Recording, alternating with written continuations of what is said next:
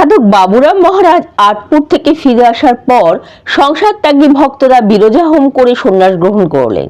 পরমহংসদেব বলতেন, বাবুরাম শ্রীমতীর অংশে জন্মেছে। সেই কথা স্মরণ করে নরেন্দ্রনাথ তার নামকরণ করলেন স্বামী প্রেমানন্দ। রামকৃষ্ণ মণ্ডলীর প্রেমঘন এক সিদ্ধ সাধক রূপে অবস্থিত থেকে স্বামী প্রেমানন্দ তার দিব্যভাব বিস্তার করে গিয়েছেন।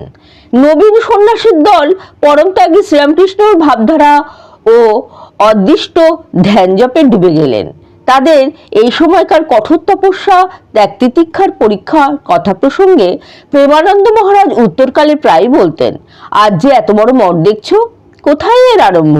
ঠাকুর যখন অপ্রকট হলেন, লাটু আর কয়েকটি ছেলে কোথায় দাঁড়ায় তার স্থান নেই। শেষে সুরেশ মিত্তির বরানগরের একটি বাড়ি ঠিক করে দিলেন। নিচের একতলাটা অব্যবহার্য, উপরের তলায় ছিল 3টে ঘর। ঠাকুরের কোনোদিন বা দুটো নৈবেদ্য ভোগ দেওয়া হতো, কিছু জুটতো, কখনো বা কিছুই জুটতো না। থালা বাসন বলে তো কিছু ছিল না।